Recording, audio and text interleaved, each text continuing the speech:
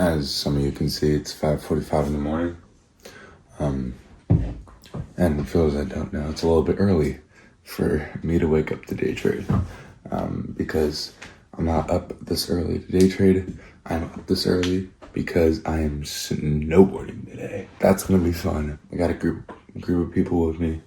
We're gonna head up to Crystal Mountain right when it opens. But I gotta make sure that I get my trade executed right at market open. We've got a fat gap to the downside, which is giving me reasons to get calls right off the open. And also, I feel really confident getting calls right off the open because the major gap was caused by post-market and not pre-market. So let me show you.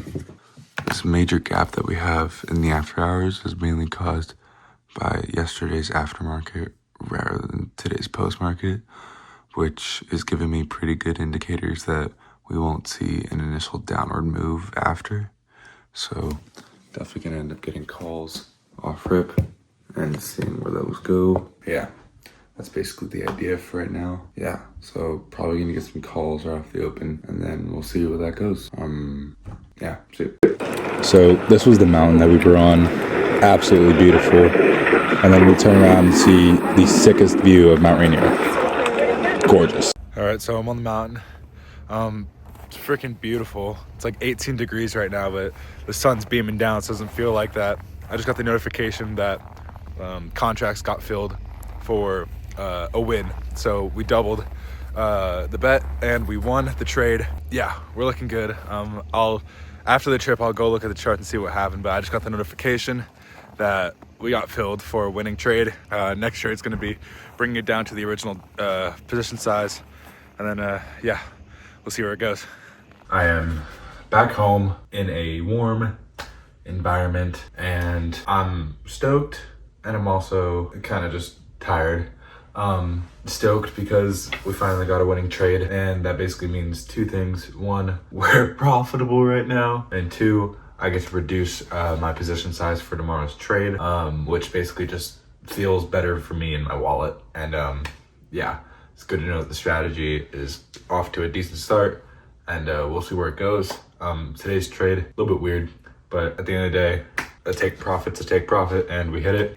I'm gonna be sipping on this Red Bull Zero for the rest of the night. I have an accounting midterm on Thursday that I have not studied for at all. Didn't go to class today, so I gotta get caught up on that. Got some homework due tomorrow. It's long accounting work, so I gotta get that done. And also gonna edit this video, and I'm gonna show you guys the trade that just happened. So transition time. Whoosh. YouTube's fake. All right, so we're in the charts. This is the trade that I took today. From earlier in the video, I said that I was bullish and that I think we have lots of bias to go to the upside. The thing about today's trade though is that I'm not really too happy about is two things, not one thing. I entered off market open because I was busy this morning and I had to get out the door for snowboarding. So I didn't actually take an entry that I liked. I took an entry that I was kind of forced to.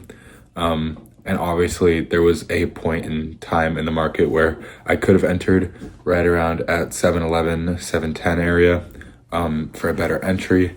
But win some, you lose some. Today we won some. Another thing that I really didn't like was how long it took for this trade and the fact that this trade probably went into the red. When looking at this chart, my options were bought at open, rose really well, basically filled the gap completely, but the contracts weren't at 100% profit. And at that point, market saw a big resurgence back to market open. I'm pretty sure I was down like 30-something%, nearly 40 or 50, and 50% is my stop loss. So not ideal, but I didn't even notice it because I was snowboarding. So we ended up bouncing off the first deviation of the lower VWAP and resurged. And at around 11:42 today, 11:40, my take profit got hit for 100% gain. When I say I don't like how long it was, it's because in my first video, I cut my losses because by the time that New York is going into chop low volatility lunch break, I don't want to be sitting in a position where my contracts are dying by the second.